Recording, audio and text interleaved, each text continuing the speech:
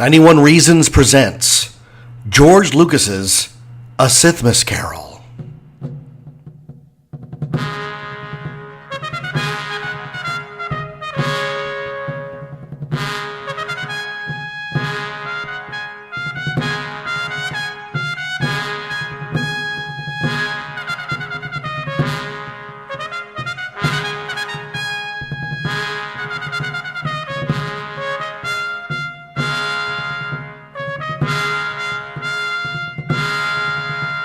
George Lucas's career was dead. That fact, and that fact alone, must be known, or what transpires next will have no meaning whatsoever.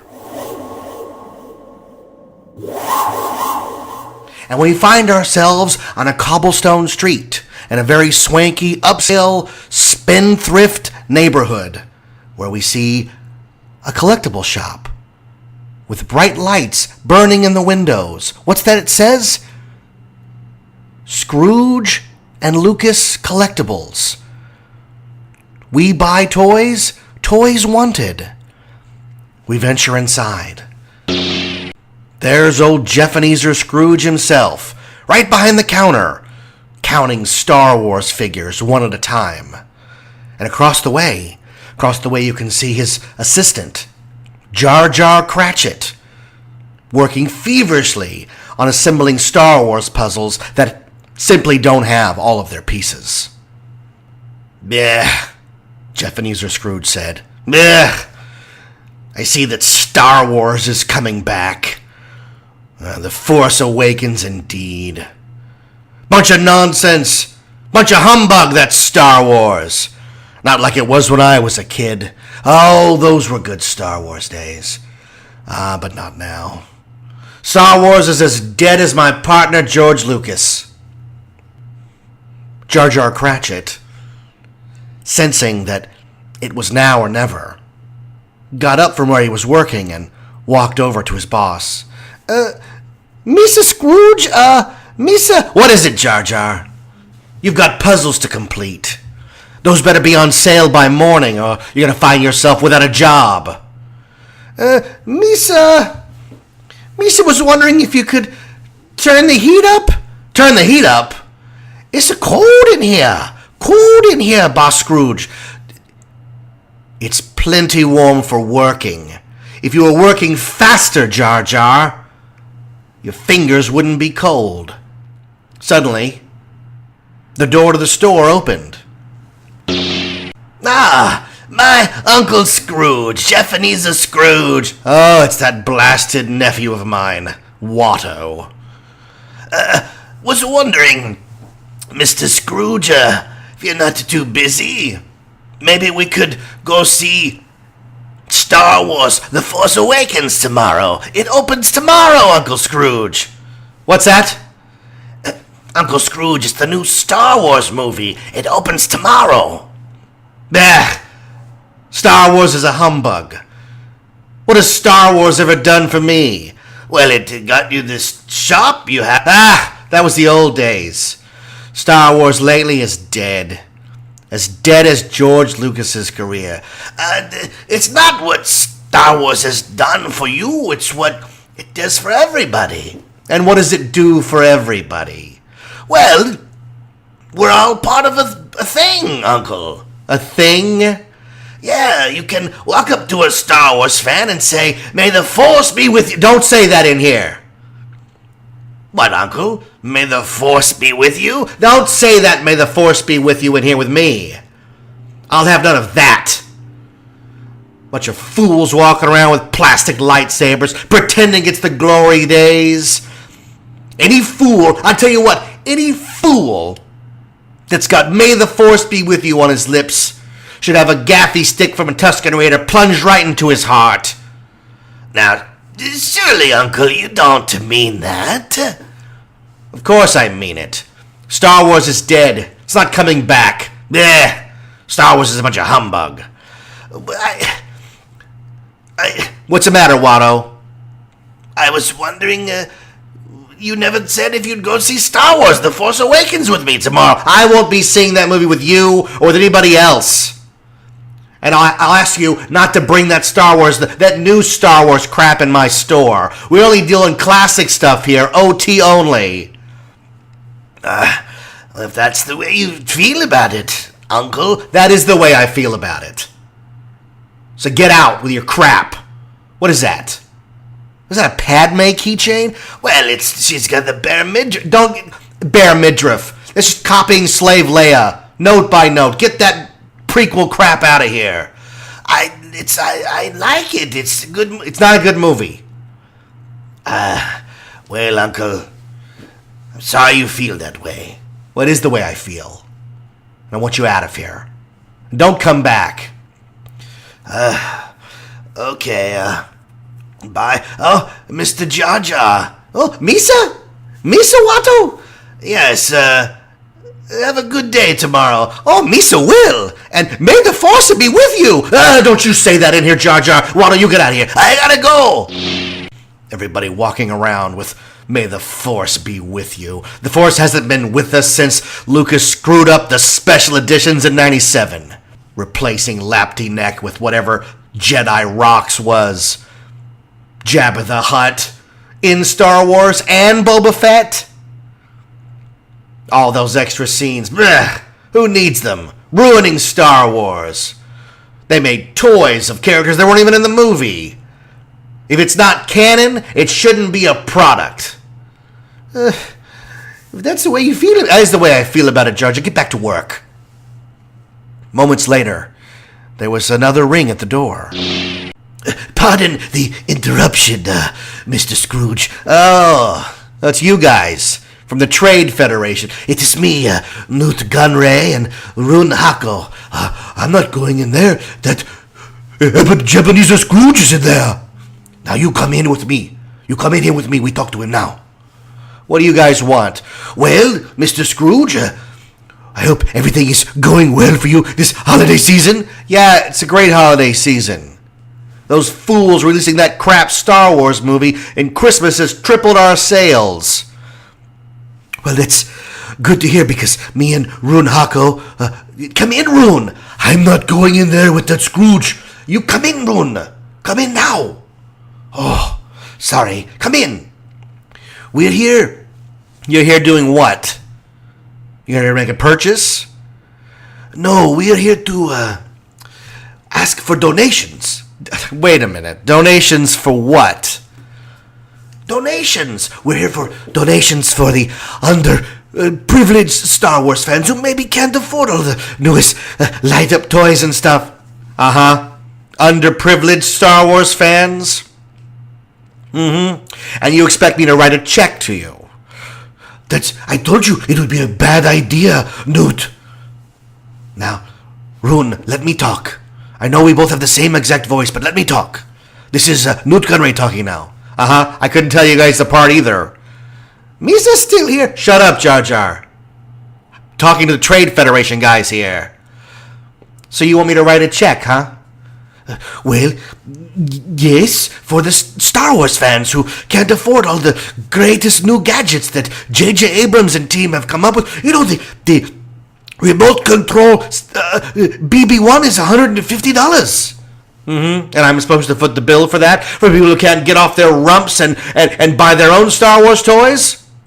Are there no Star Trek conventions? Well, yes, but what?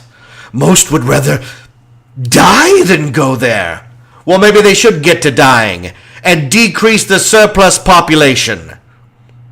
Mr. Scrooge, surely you don't mean that. Well, of course I do. Bah! Star Wars. Humbug! Out with you two. I told you he would not donate. I know, but I didn't believe it. Well, he's a terrible man. Well, he can still hear us. Yes, I can still hear you. Well, we'll be taking our leave now, and may the... Don't you say it. May the Force... Don't say it. May the Force be with you. Jar Jar, I told you. We're leaving now. The clock on the wall, of course it was a Star Wars clock with C-3PO hands, slowly moved around the dial until, before you knew it, it was 5 o'clock. Quitting time. Yeah, Another workday down the tubes. Mr. Scrooge? What is it, Jar Jar? Spit it out, Jar Jar. What is it? Misa was wondering if Misa could have tomorrow off. Tomorrow off? What for? Well, Misa was taking my son, Tiny Tim 2D2, to the new Star Wars movie, The Force Awakens. Yeah, that's out tomorrow, huh? Misa wanted the whole day. See it 2 times with me son. Wait a minute. You want the whole day off? If it's not too much of trouble, Mr. Scrooge. Well, it's not too much trouble if you think picking a man's pocket. I suppose you'll want a full day's wages for 0 work. If it's not too much trouble. That's what you always say, if it's not too much trouble. Well, it is too much trouble. Star Wars is only out 2 to 3 every years. 2 to 3 every years, huh? A poor excuse for picking a man's pocket. Star Wars is only out 3 years. It's been 5 years since the last one. And when's the next one?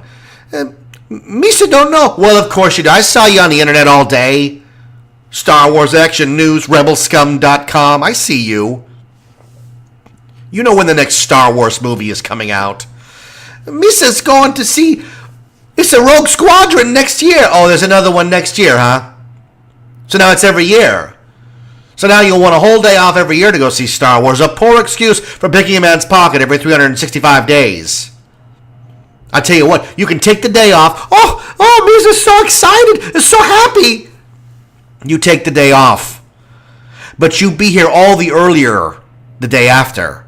Oh, yes, Mr. Scrooge. Be here all the earlier the day off. Yes, Misa gotta go. Misa gotta go tell the wife. Oh, Tim 2D2, Misa going to see Star Wars. There he goes.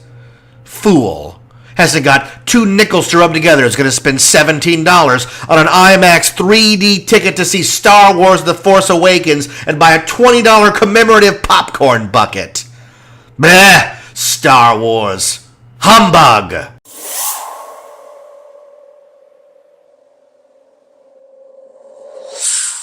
The shop closed. The sky was turning dark. And Ebenezer Scrooge, hater of all things current Star Wars, made his way through the cobblestone streets back to his house.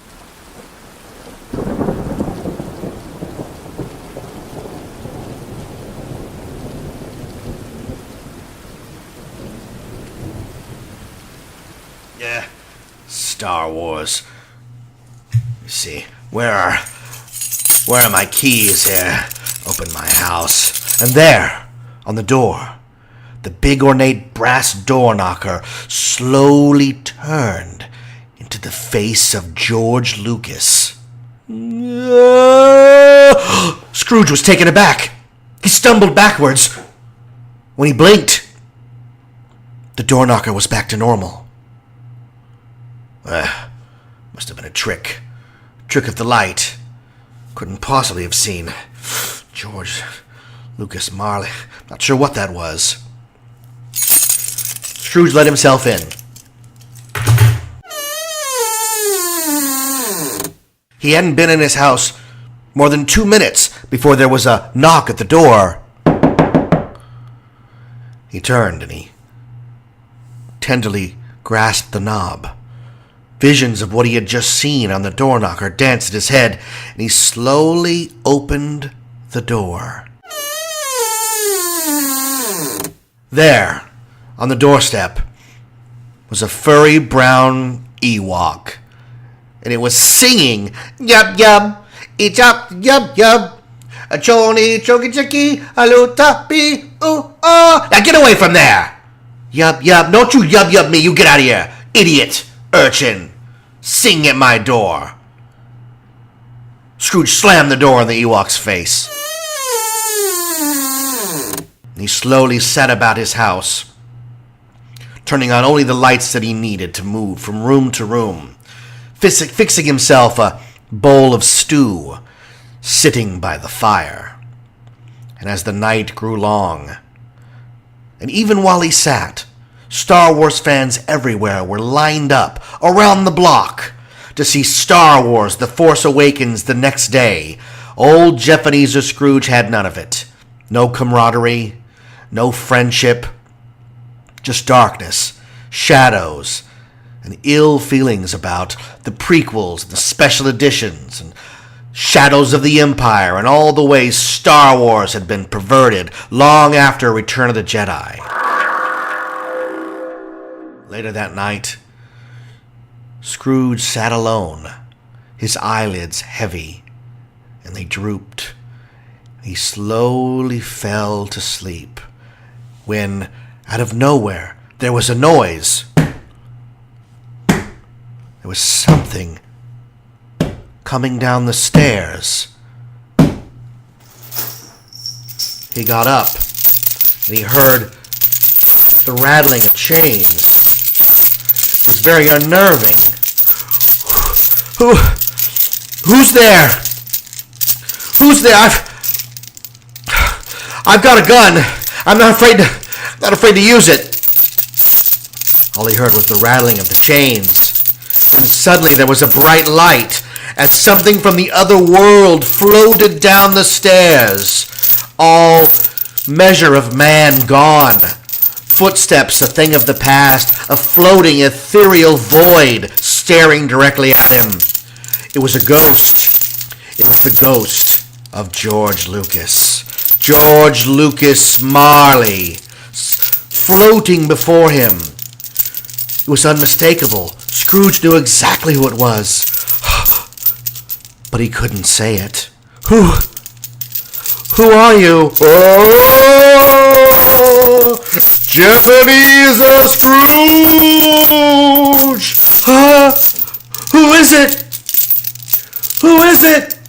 It is I, George Lucas Marley, your partner, the creator of Star Wars. But your career is dead. Your career is dead, George. I know.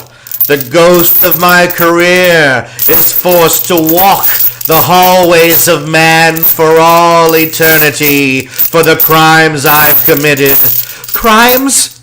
You've committed no crimes, Jacob George Lucas Marley? Yes, I have, Ebenezer. Yes, I have.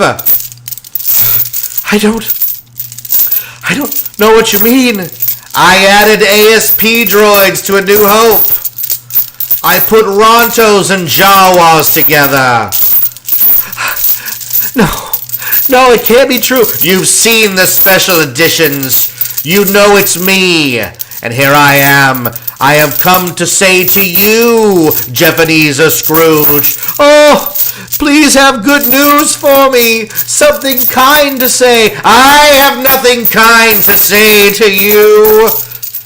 What is wrong with you, George Lucas Jacob Marley? Why are you fettered in chains? These chains, these heavy chains that adorn my body, are made from the melted down carcasses of Rick Ali figures. Oh, not Rick Ali figures. Oh, George, those are still in stores even after 1999. I know. We made millions of Rick Ali figures that nobody wanted. There's even a couple of Rancor Keeper figures here. Oh, no. Those are the worst peg warmers ever. I know! Let me finish! Go ahead, Jacob George Lucas Marley. I'm here to tell you, Ebenezer Scrooge, your Star Wars hate is bigger and grows even more than mine, and I saw yours in 1997 for the special editions, and you have labored on it ever since. No. That can't be. Yes, it is. You didn't heed the lessons of Star Wars. You've kept hate in your heart. No, Yes, you have.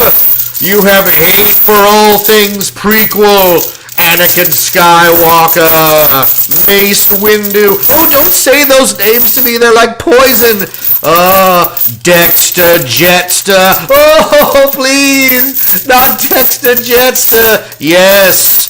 What the hell is a 50s diner doing in Attack of the Clones? Are you asking me, Jacob George Lucas Marley? No, it's rhetorical! Oh, please. Please go away. You, Ebenezer. You're going to be haunted by 3 ghosts. Haunted? Yes. I'd prefer not. I think a good night's sleep would be more useful to me. You will be haunted when the clock strikes midnight, and every hour thereafter you will be visited by 3 ghosts. Three ghosts? Yes, that's what I said. Just like 3 movies in the trilogy. 3 movies in the prequel trilogy. You will be visited by 3 ghosts. But were there 3 Ewok movies? Don't joke with me. I'm sorry. I don't know what to say to a ghost. You can say that you'll heed the warnings that have been transferred upon you, Ebenezer. Okay, and remember me and these chains forevermore.